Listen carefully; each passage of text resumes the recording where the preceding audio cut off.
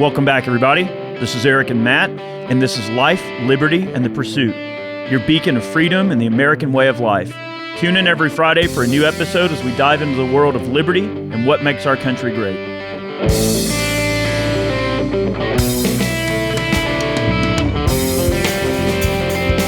All right, guys, happy Friday. I hope everyone has had a great week, and we are back with another LLP episode. I'm Eric, and we got Matt here, and We're going to dive into some really awesome subject today. And, you know, we were throwing around this concept, and we thought we'd sort of expand on it and see where this adventure takes us in this conversation. The concept of America first, right? You would think that that's such a common thing, that people would just think that way, right? Like, wouldn't you want to put America first in everything, right?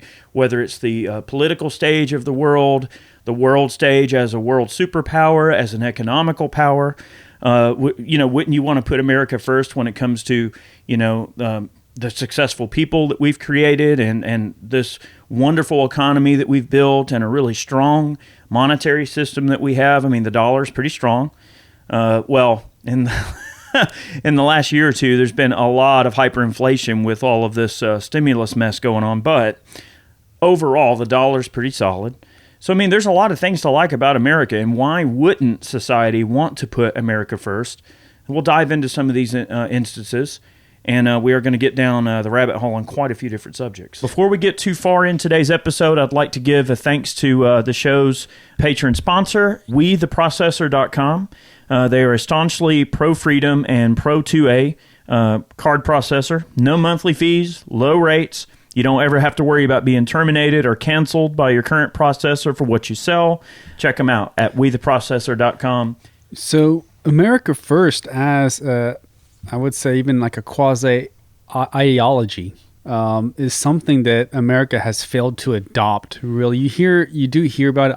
I believe in it, and I'll tell you, America is one of the only countries that doesn't follow this ideology. So if you go to any other country, let's just say as an American, I go visit X country and I want to buy property there, you can't. Only citizens can buy property in that country.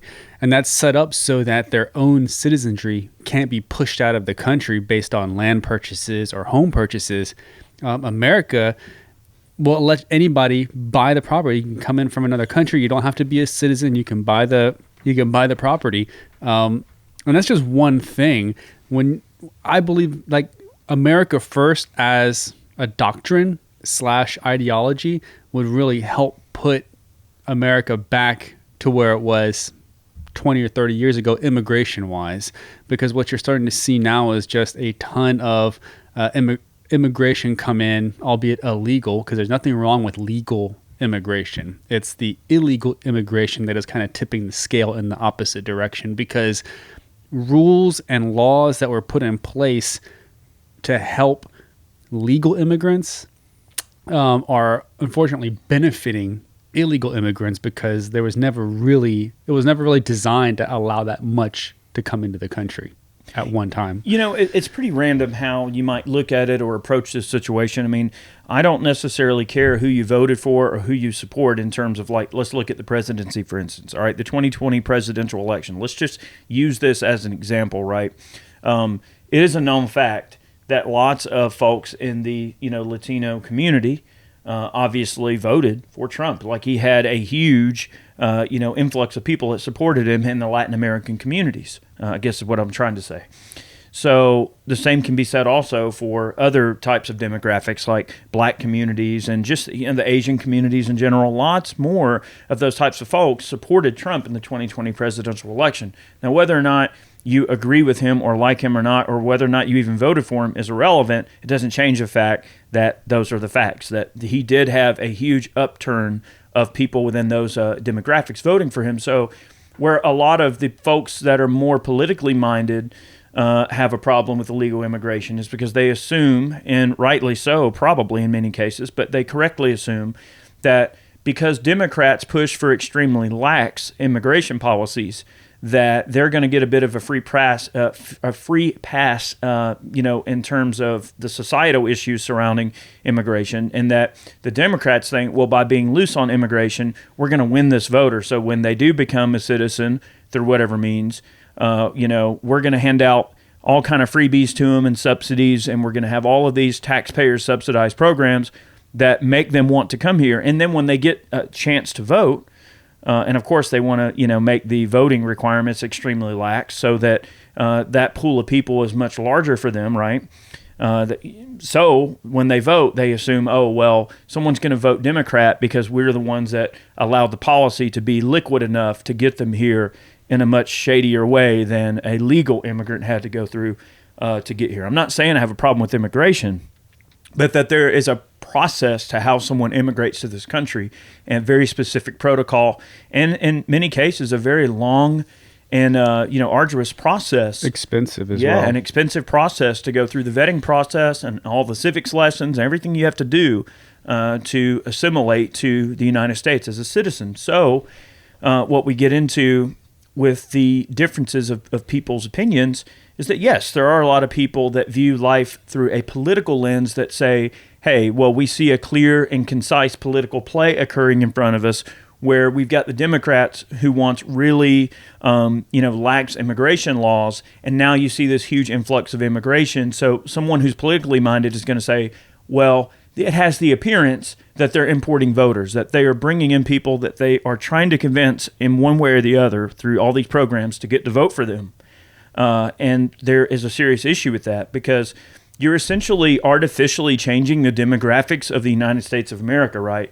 Like, it's not to say that this one group of people or this culture should have more or less sway than anyone else, but the point is, America is what America is, and if you artificially infuse a giant group of people into a socio-economical bubble that exists as it is, you're adding something else to the mix that is artificially there. And the reasons that it's there are not, you know what I mean? Like, well, look at who they're accepting in at the border. So we're having upwards of 25,000 immigrants come in through the southern border. I mean, it's astronomical. The numbers are through the roof. But look at what they're doing. So when you hear them talk, they're saying, hey, we're turning away immigrants, adults, but unaccompanied minors get to stay. Why are they doing that? And this is just me kind of spitballing a conspiracy theory. Because they're young, they're going to be of voting age in 10 years, but that's 10 years for them to get into the U.S. system. And they in effect are importing voters. They're allowing only those that they can groom to be on to vote for them. They gives them 10 years of grooming. If you groom anybody for 10 years, they're going to vote the way you want them to vote by giving them, free stuff and all that. So in essence, you are correct. That's exactly, in my opinion, what's going on. And unfortunately, it's being allowed to happen right in front of our eyes. Every day, like, I stay up to date. I'm watching the press releases every day. Texas puts out the sheriff puts out his own press release on numbers that are coming across the border, what's going on from that perspective. Because you can watch the White House press releases. They do it every day. Jen Psaki comes out and she gives you the spiel. And I think yesterday they had Fauci on. And they had it's a daily thing. It kind of lets you stay up to date. Even though, I don't agree with the policies, you still have to watch it. It's like when you're a right-leaning media company, you watch more left-leaning content to see what their side is and see what their point of view is. And isn't it like so terrible that you have to approach media from this standpoint of, oh, this person's left wing, this person's right wing. Oh, I know that if I pay closer attention to that person, that they're obviously towing some very strict and concise narrative, that they're trying to, have some divisive victory over people or decisive victory. And then on this end, it's like, all right, the other group of people, let's just say for the, purposes of this argument, someone on the right, they only exist to go, hey, we have to fight against all the bad things that these people are doing. Like, after a while, at what point in your society do you decide maybe these people are the bad people, right? if someone has a lot of political and unpopular opinions that are out there and they're in society, and it's usually coming from one side of the political aisle or from one political ideology that just seems to always, surface its head when certain people are in office. Let's just put it that way. Again, I don't care what you believe or who you voted for, but you do have to look at what they do, what they say. What they say doesn't really have a lot to do with anything. Politicians say all kinds of lies and bullcrap. Look at what they do, look at what they support, look at what they publicly support, and then look at like what they do on the back end, like the things they actually do versus what they say.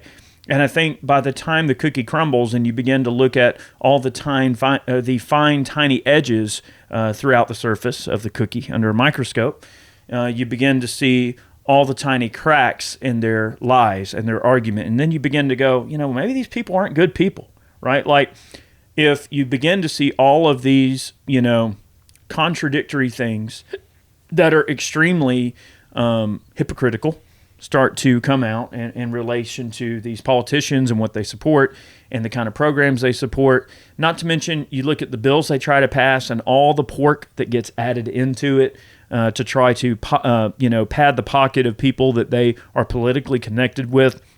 In many cases, these are companies where these politicians own, shares in pharmaceutical companies. They own shares in the oil industry, and they place their eggs in all of the baskets that they intend to fill up with contracts and to fill up with that pork that gets put into all these bills. And they view the political stratum from more of a perspective of, hey, how can I take advantage of a system that's clearly here and make myself mega wealthy in the process and make my pander to my constituency and get them to vote tons of money or send tons of money my way to support my campaigns and things.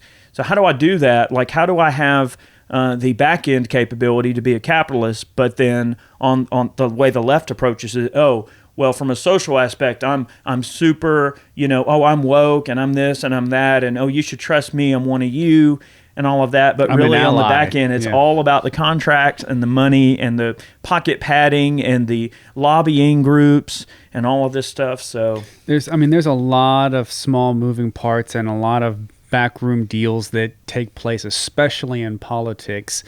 But when you start looking at the minutia of it, and if you break it down, like what is America First? America First, in a nutshell, is just making sure that you're taking care of the countrymen first, versus really giving stuff away to illegal immigrants. Meaning, right. So if you have 25,000, illegal immigrants crossing upwards of 25,000 a day, all of those, if the legislation goes through, every single one of those are going to be automatically entered into a welfare system, into a social system for healthcare, automatically registered to vote. Like, this is all legislation that they're trying to push through for unaccompanied minors. If you look at America as a whole, if you did the same thing for the entire homeless population, you would have solved homelessness. We've spent more money in COVID aid than we've taken in taxes. America as a country only brings in $4.5 trillion a year. So the first round of stimulus was $19 trillion.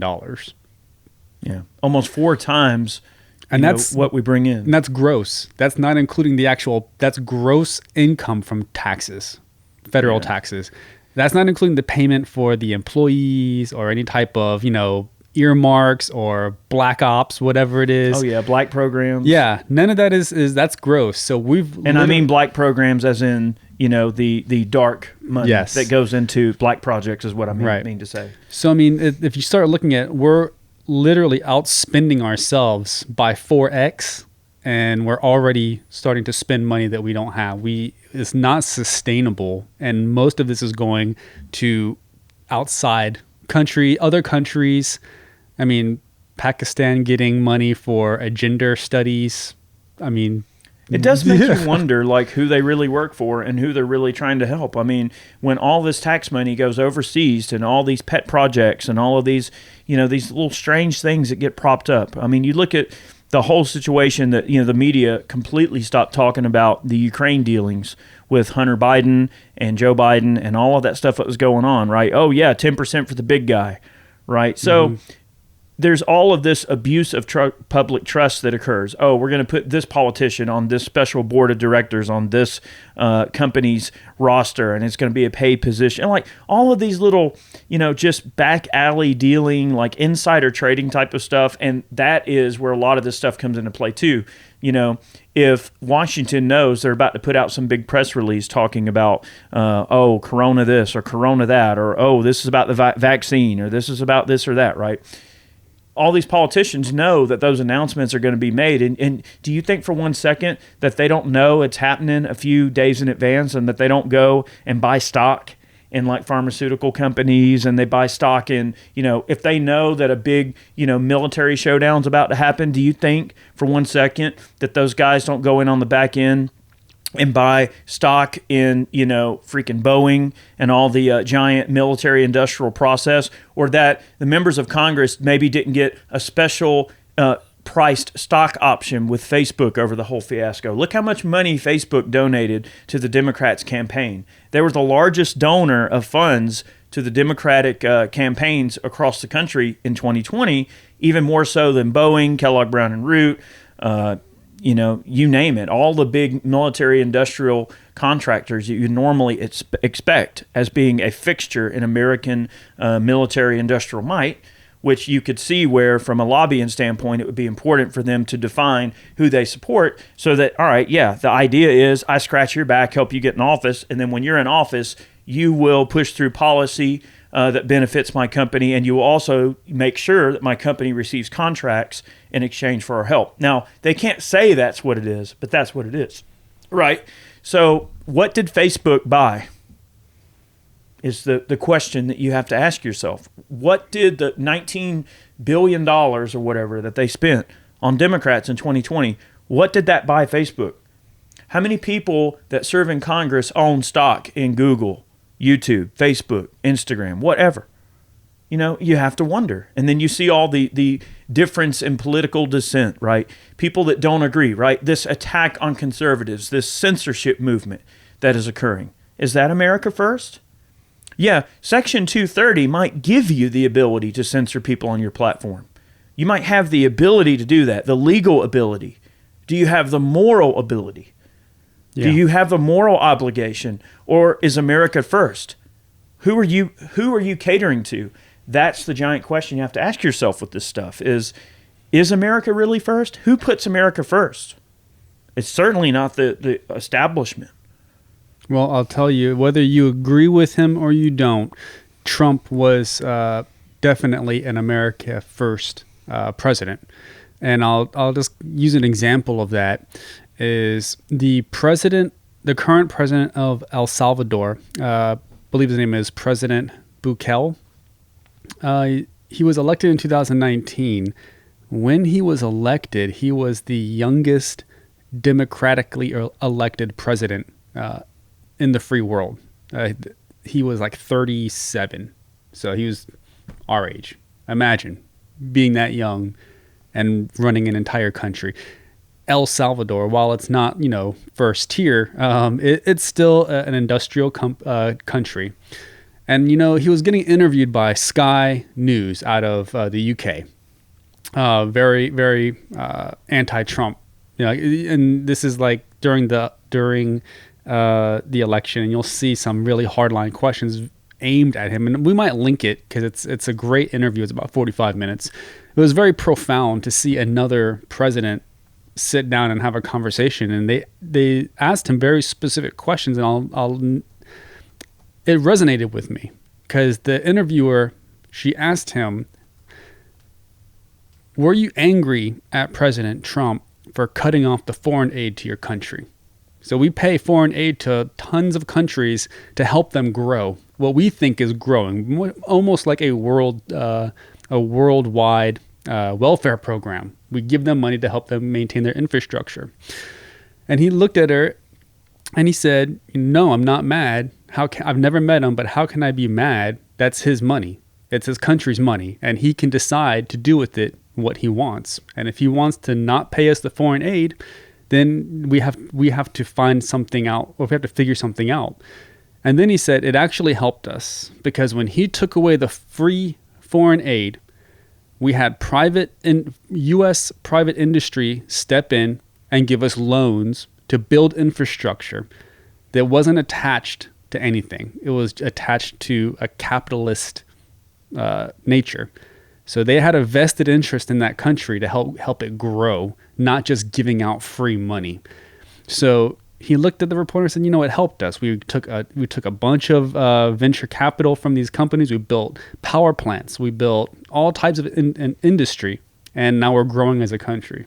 I mean, once you invest in the infrastructure, the rest of the part of a first world, society definitely comes on the heels of that. I mean, you've got to have infrastructure. You've got to have running water. You've got to have electricity and roads, and you've got to have runways for stuff to get in and out. I mean, depending on where you are. I mean, obviously, certain times train tracks and a train system is probably a better option, but. Yes, that's absolutely true, right? You've got to invest in the infrastructure of your country so that you build something upon which to build more on. There has to be a foundation for success to occur. Well, let me add on to that, because the next question was very profound, and I'll make it quick. There was a father and daughter that tried to cross the river, Rio Grande, from Mexico, and they died. They drowned, a father and daughter, and it's sad. It's tragic. And she said, do you think that is President Trump's fault? And I'm not singling out Trump, but that was the exact question. Do you think it was President Trump's fault that this father and daughter died trying to get into the U.S.? And he blatantly looked at her and said, no, it's my fault. It's our country's fault, because our country, think about it. My country is so bad that they decided that walking between four countries and risking their life to get into America was better than living in El Salvador. To hear somebody, a president, not deflect and take 100% accountability, it was like sobering. Because you're so used to the U.S. political climate of them deflecting and talking in circles and doing everything they can to not answer the question. It blew me away. Is it sobering, or is it inspiring?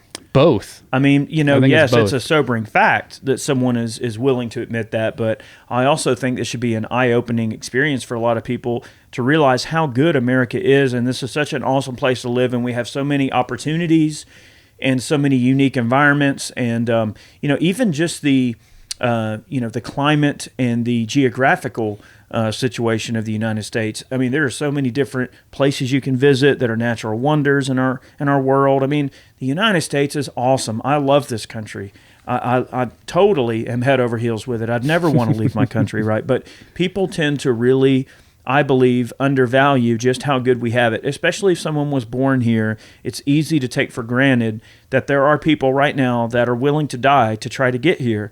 And we as a country do probably, I believe, have the responsibility to recognize when someone wants to come here that bad, and of course open up the ability for them to go through the legal channels to do so they don't have to, swim through a river and potentially drown. No one wants to see that. That's not a good look for anybody. Just like the kids in cages isn't a good look, right? Right. Oh, well, we don't call them that. Well, yeah, but you called them that when Trump was trying to run for president in 2020. You called him that then, though. All right, so I want to mention a quick article here. Now, this was posted by the New York Post, and I'm not going to read a whole lot of the article, but I will read the title of the article, okay? A CNN staffer boasts to Project Veritas that the network peddled anti-Trump propaganda. Yeah, they got busted out on that So, one. yeah, CNN got called out, and you went to the guy's LinkedIn, gone. He deleted his LinkedIn, and there's all kind of like people at CNN that are like deleting their LinkedIn pages, and they're disabling their Twitter accounts and things like this. So if there's nothing to hide and there's nothing within those professional circles that you don't want people to know, that's not a good look, right? Like, okay, if someone came out and accused you of something, let's just say some crime or whatever. Say you were accused of a crime.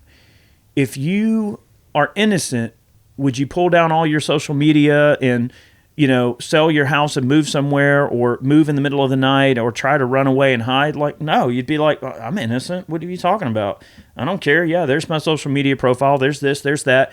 So when a group of people is so outraged and upset at the news getting out that this person, basically broke, the story on, and then they hide from it, that should be pretty telling right there. That should tell you that they're not honest.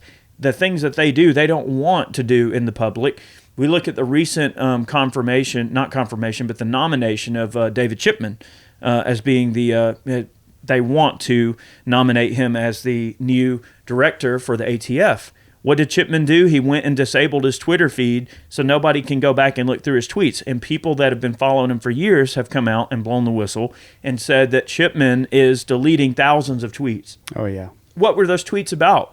Okay, did they have to do with your time at the Giffords Foundation? Did they have to do with your time as an anti-gun, activist, right? A known anti-gun activist working for a known anti-gun organization.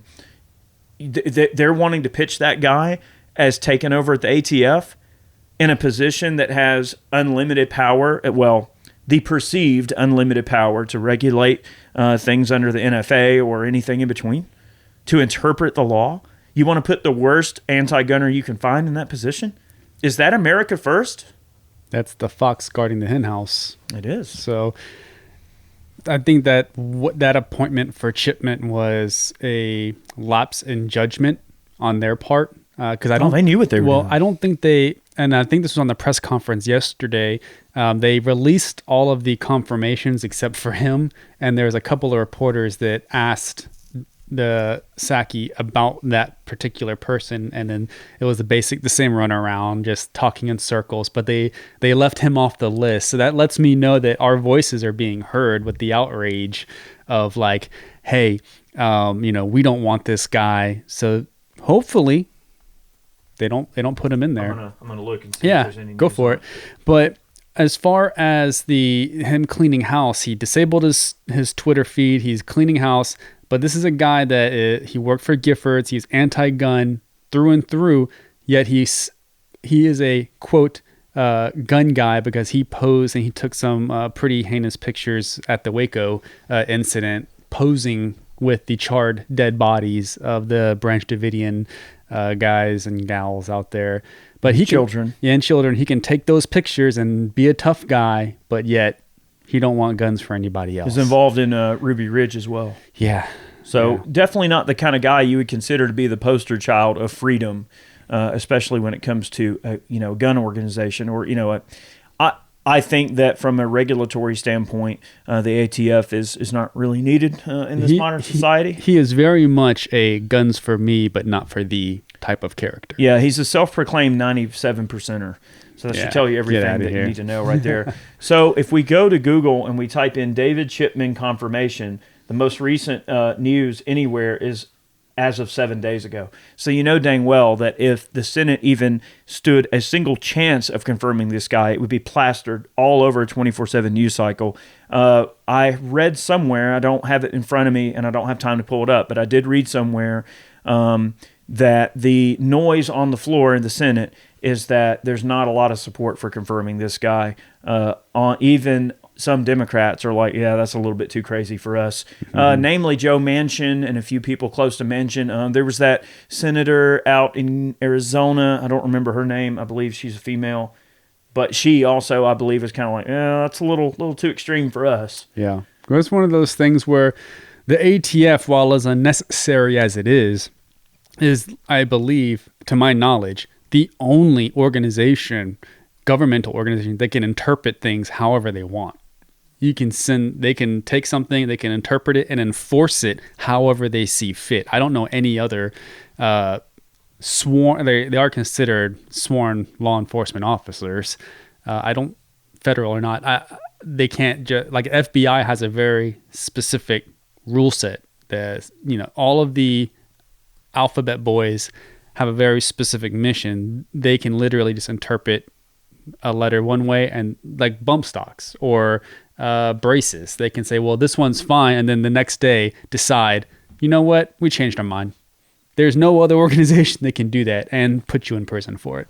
Well, and Chad and I, did an entire gun gripe episode about this that was almost an hour long. So I won't get too much into the subject on this particular podcast.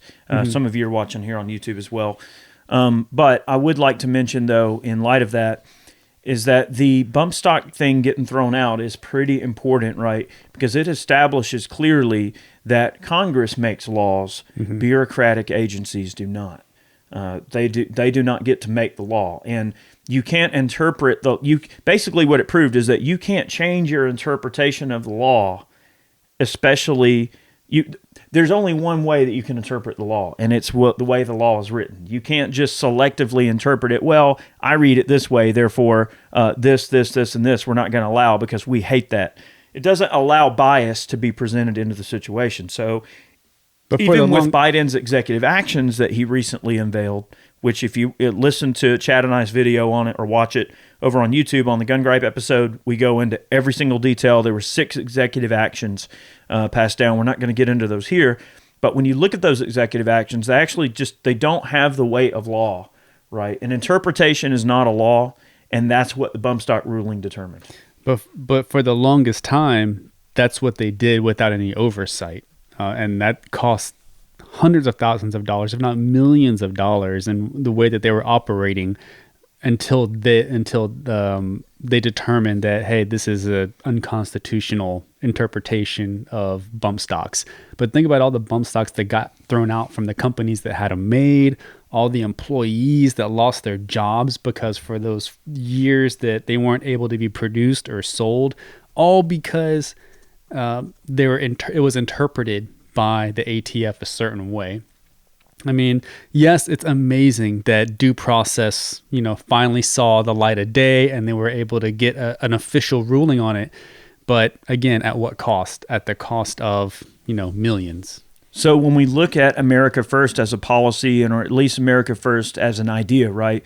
When we think we live here, we're happy and we're content, and we love the society that we've created and worked within, and what we've all worked hard to work towards together.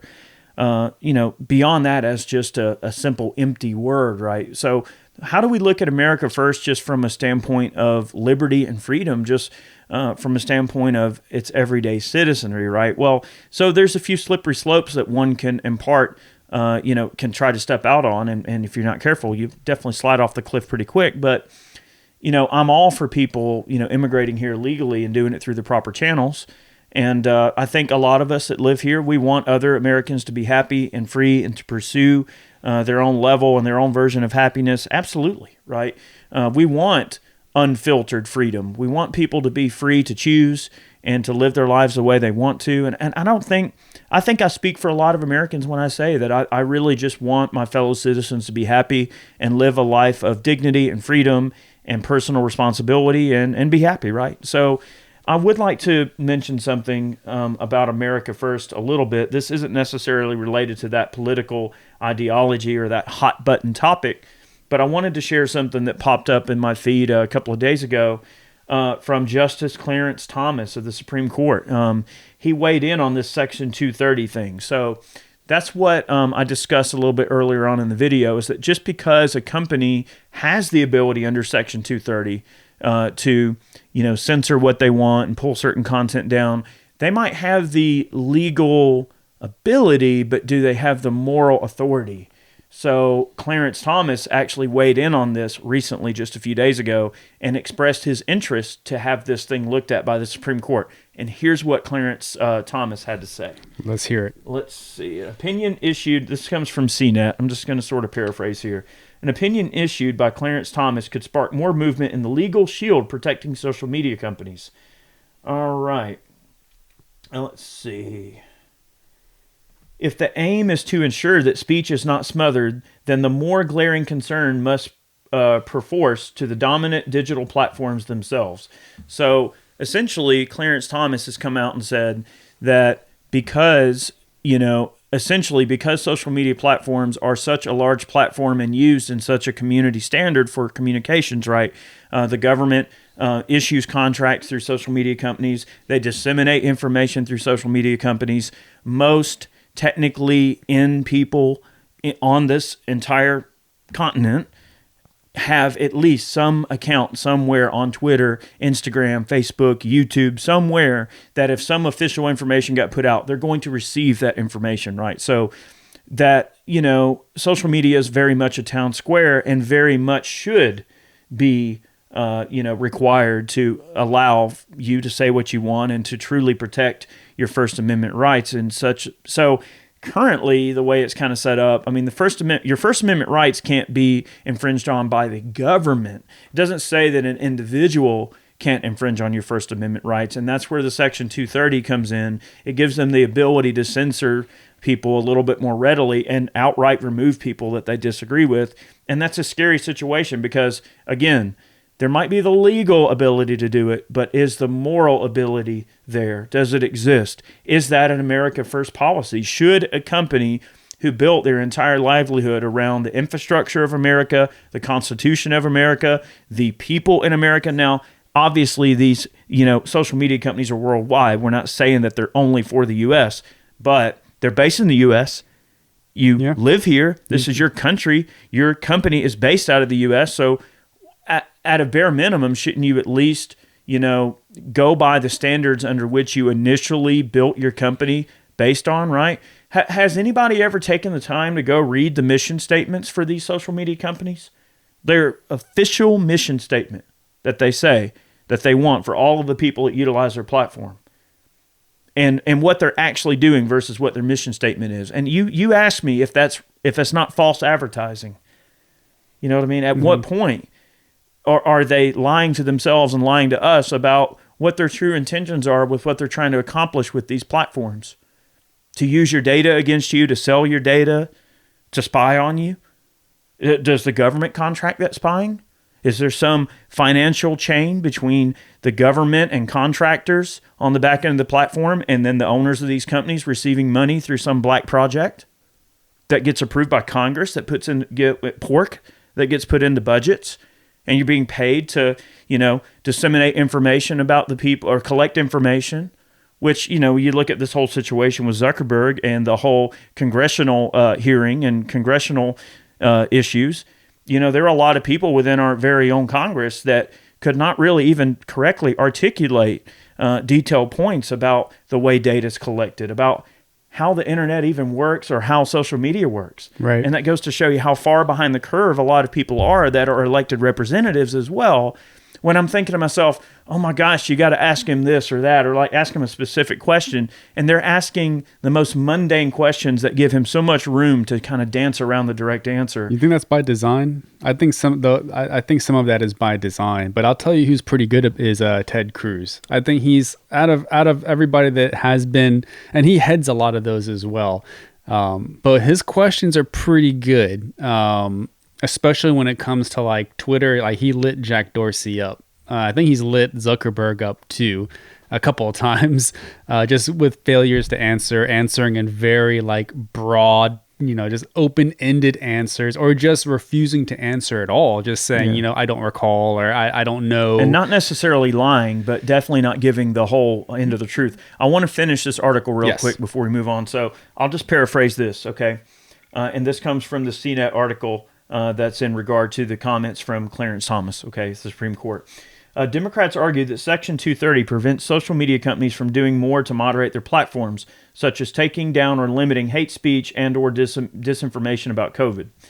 Republicans take a different view. They want the law repealed because of their perception that the Silicon Valley powerhouses are biased against the right, and they work to censor conservatives like Trump while giving liberal politicians a free pass. And that is absolutely true. Twitter kicked Trump off of Instagram as soon as he lost the 2020 presidential election. And then we look at this on the heels of the guy from CNN, the whistleblower at CNN, which honestly, he might not have even meant to spill the beans. I don't know if it was a good Samaritan or whatever, but a hot mic caught the guy at CNN talking about, oh yeah, almost bragging. Oh, yeah, we had a part in trying to run a giant disinformation campaign against Trump so that he wouldn't get elected. And then Twitter downright bans you. So imagine, okay, if Trump was going to run for re-election in 2024, to run for president again, how much harder do you think it's going to be for him to reach the masses and get support without a Twitter account? Yeah, it's rough. You know what I mean? So it's like they've already created a situation where they've made it much, much harder for him to have chances to run again. And who else are they going to do that to? Right. How many other people do they shadow ban on a regular basis? Well, I mean, after, the next 3 years with Joe, I think there is going to be a full house of people running in 2024. Well, I think the article is a little bit disingenuous because it says their perception is that Silicon Valley is biased against the right. No. That's not perception. That's reality. Yeah, it did happen. They banned Trump. They banned the president of the United States from Twitter. They also banned Mike Lindell. Right. Yeah. So anyway, that's the gist of the article. I mean, there's more to it if you want to read it, but that's pretty telling when you see Clarence Thomas being on board to go after 320 Section 230 protections. Yeah, and hopefully they make a lot more headway in enacting that, because I mean, you see a lot of, that takes a large amount of gall and intestinal fortitude to ban a sitting U.S. president, and that was his main means of getting a message out there, of communication.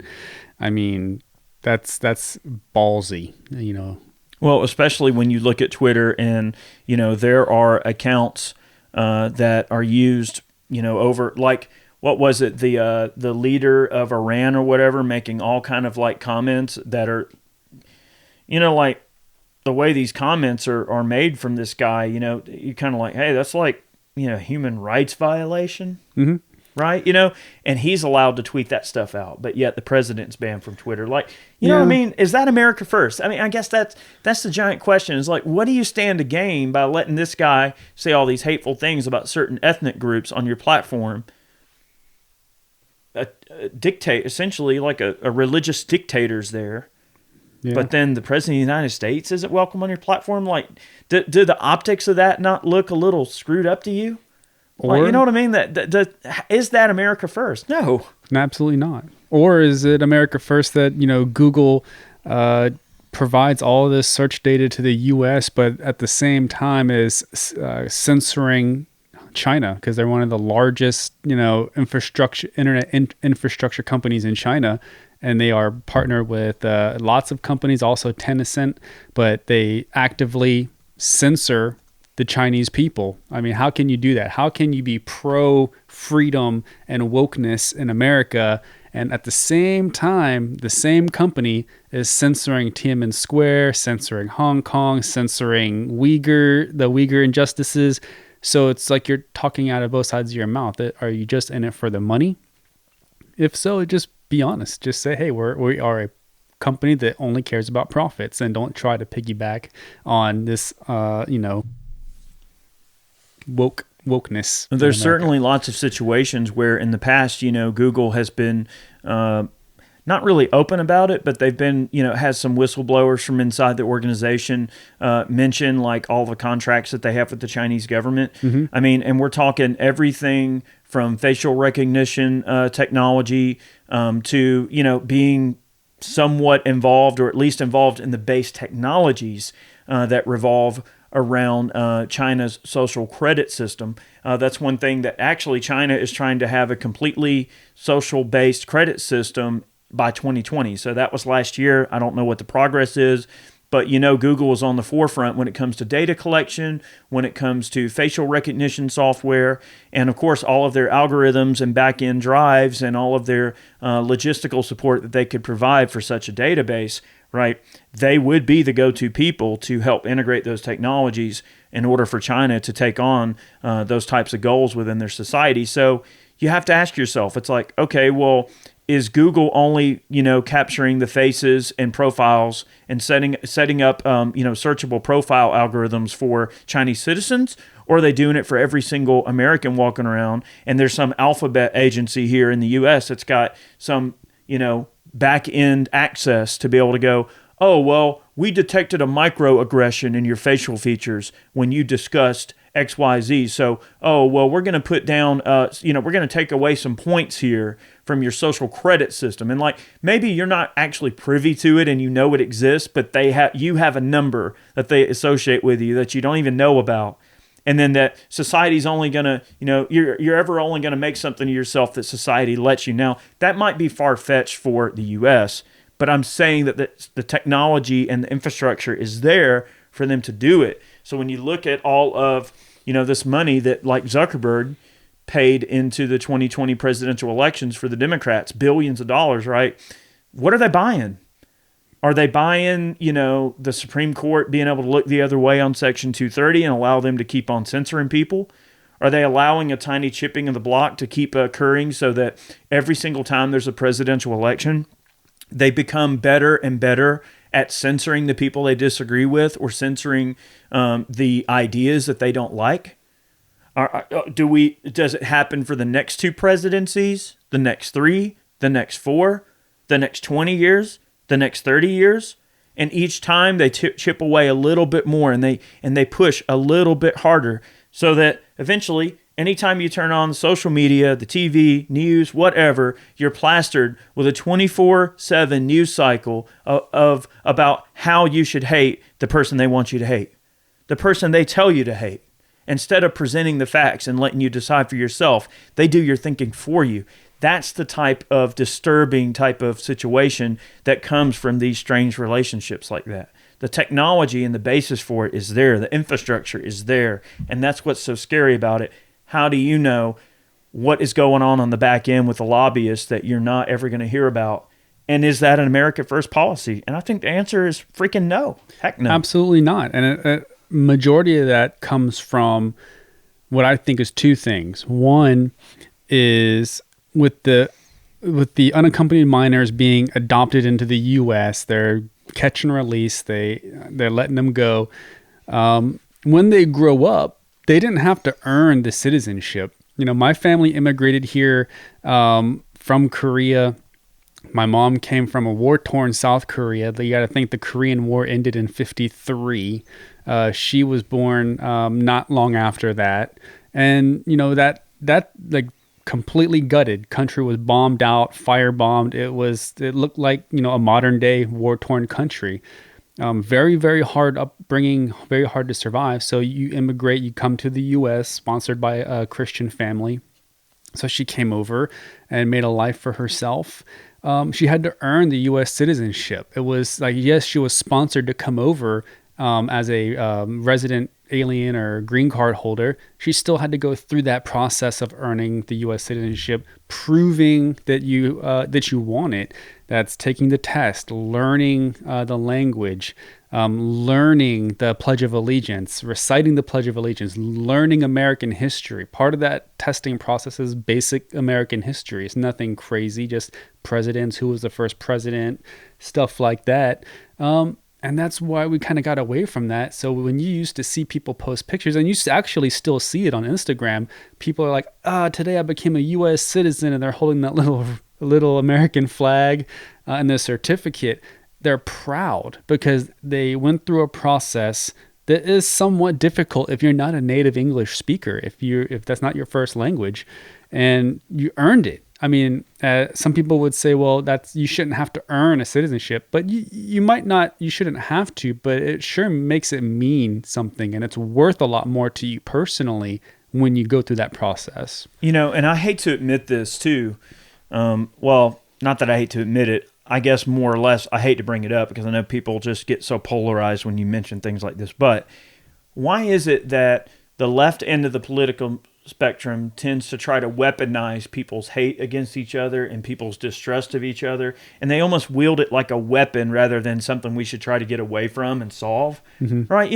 And they always want to present this perception that America at large is just anti-immigration, period, and not that we're, anti-illegal immigration, right? So when we look at people that immigrate here fairly and like you said, that's a great story, right? When someone comes here through the proper channels and builds a better life for themselves, I believe When you look at the Statue of Liberty, I mean, that's what Lady Liberty is there for. She's got the torch, so tell you where to go, where to come. Like, what is it? We'll take your poor, we'll take your sick, we'll take your hungry. You're like tired. Yeah, I mean, yeah, you're tired and hungry. That whole, look it up. All of the history of the Statue of Liberty, it's really, humbling, right? But ultimately, yes, our country was founded on, the ability for people to assimilate to our culture and become a part of the American mixing pot of culture, and there's nothing wrong with that. All right, I want to share a story now this happened down in Florida. I saw this pop up on social media a couple of days ago, and it's definitely really cool to hear, okay? And this was just on April 11th, so just like Matt said, I wanted to sort of back up what he said to show you that people aren't anti-immigration, okay? Students line up in the halls to celebrate a lunch lady's new citizenship. The video is going viral, and for good reason. Take a look at this gesture. And this was at a school down in Florida. And they all lined up the halls, and as she was coming down the hall, they were all telling her, welcome to America. And it may seem like just a small gesture, but people still teach their children from right and wrong, and they still teach their kids. And these were young kids here in this video. Elementary school. Yeah, elementary school. So you're still taught that, like, when someone goes through this process and this effort, and they, you're taught to, you take the test and you pass it and you receive something, right? And the lesson that it's teaching those kids is that if you work hard and you want to, get the knowledge in and do really good on your test and get a good grade, you're rewarded for it. Something good happens when you pass the test. So it's teaching an important moral and principle-based lesson to your kids when you go, hey, here's a person that anyone can pass a test. Even an adult has to pass a test. Here's this lunch lady that wanted to become an American citizen, and she went through the process. So it teaches good morals and principles, and it teaches very American principles. That's right. There's a process for everything.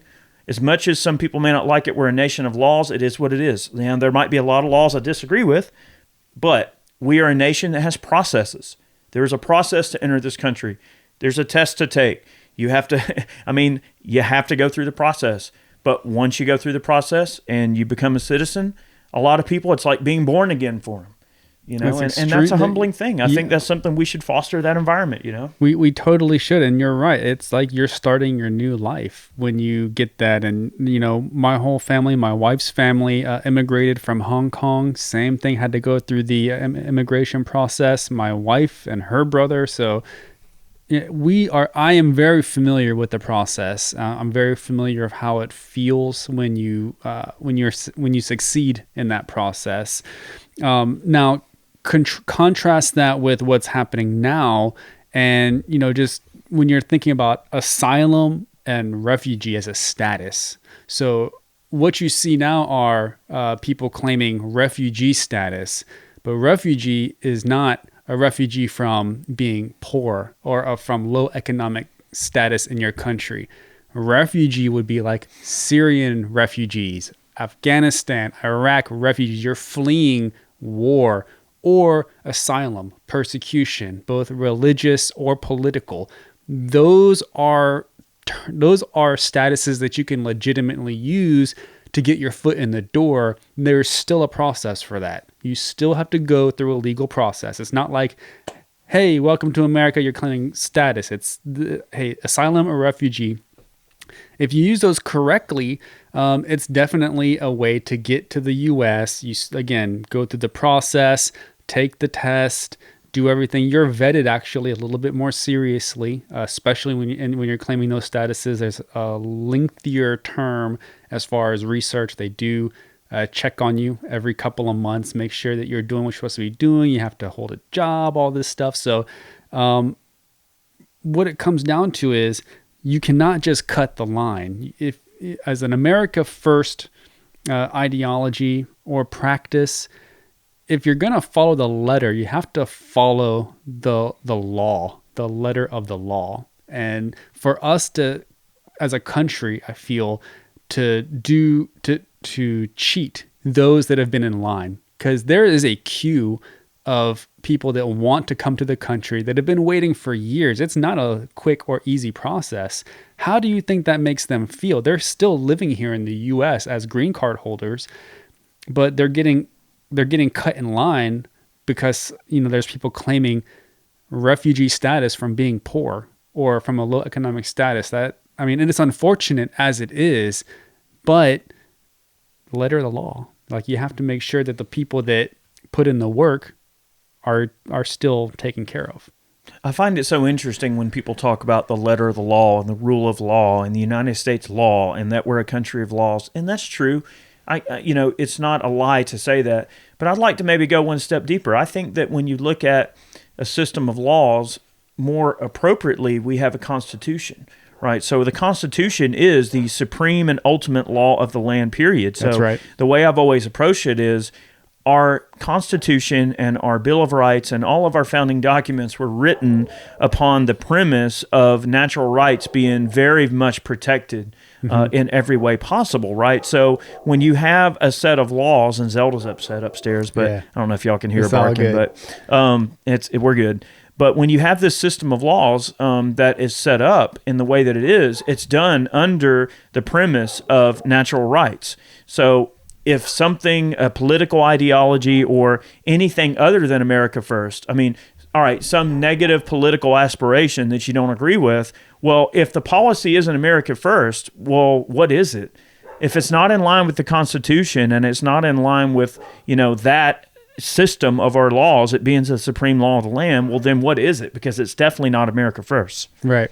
And I think there's a lot of confusion around that. When someone hears America first, it has a negative connotation with it. And I don't think that's the case. When I hear it, I think that just means that, the country needs to look after the countrymen first. It's something that we should be looking at as a country. And hopefully in the next 3 years, we'll get somebody that agrees with us. Absolutely. No matter how you look at it, it's just, it's not an easy solution. It's not an easy thing to talk about. And I know that some people tend to view the discussion of immigration, especially illegal immigration, it's a very, hotbed subject matter in today's political environment. And a lot of people tend to not be quite as skilled at the concept of arguing over or considering things that they're uncomfortable with, whether it's the perception that they're uncomfortable or because they really are. A lot of people are told to be uncomfortable about something, and because this society toes such a strict narrative in regards to a certain subject matter, you're expected that, oh, well, this is a taboo idea. This is something that nobody talks about. Like, only this group of people should talk about this because, oh, that's too politically sensitive for me to bring up in subjects. That's what it is. They're sensitive. They're sensitive to it. So, the problem is when you discuss immigration in such an open way as Matt and I just did in this podcast, people tend to get polarized by it, but for no reason at all. Like, there's no real reason for it. People should have the ability. We have the First Amendment right. You should have the ability to say what's on your mind. You are responsible for what you say. That's right. You can yell fire in a movie theater legally. Yeah. Now, if someone falls down and breaks their ankle or hurts themselves trying to run out of there, or someone gets hurt, well, you are obviously still responsible for your actions of what your words caused. You can say what you want, but you are responsible for the actions that result from what you say. And I think that society has really lost its ability, or has never even really, garnered too much the ability for people to speak their minds in an open and fair and concise way and look at the facts from just a, neutral point of view. All right, I don't know how I feel about this. I'm going to listen to this side. I'm going to listen to that side. And I'm going to use my logic and fact gathering and my instincts to go, all right, this either is a good idea or it isn't. And then you draw your conclusion and you move on. That's how you solve problems. You have to look at both sides. When society creates a situation where they are willing to get spoon-fed the narrative by one side that is obviously a politically biased side towards one side of a political situation, and in many times one given side of a given issue, it just creates a real ignorant populace that is not willing to look at the both sides of the equation. It is a very, very hard conversation to have in this day and age, and I don't know why. When you talk about immigration, automatically people kind of tense up. They're like, oh, I don't want to talk about that, even between friends, because there's this negative connotation with it having to do with race or nationalism, and people don't want to have that conversation. I'm the kind of guy where I will have any discussion with you about anything, because I can't form an opinion about something unless I know everything about it. If you said, hey, what's your opinion on this? And I don't know about it, then I will tell you, hey, I don't know too much about that. So I need to find out. And if that means that I have to have a conversation with you on your view to get it, then I will. I think the biggest issue is that people aren't willing to think about and look at it with objective truth. So objective truth is, true whether you feel or you're happy about it or not. So if you say, hey, up to over kids are coming across the border illegally, that's true. They're being kept in, clear tent boxes, 700% over capacity. This is also true. Now, that's objective truth. That means it is true. I'm not happy about that. I feel sad because you have a bunch of kids, in these quote unquote cages, but you have to look at it like, all right, I can't make a decision based off of how I feel, off of emotion. I have to make decisions based off of what's best for my family, what's best for my country, what's best for, a number of other things. But most certainly I am not making decisions based off of emotion. That's probably the last thing that anybody should be making decisions off of. Absolutely. Well, that's probably going to wrap things up. I think that's a really good take there. That's going to wrap things up for this week. We really appreciate you tuning into the podcast, or if you're watching on YouTube, thanks for tuning into the video. Thanks, YouTube. We post here every Friday here on Life, Liberty, and the Pursuit.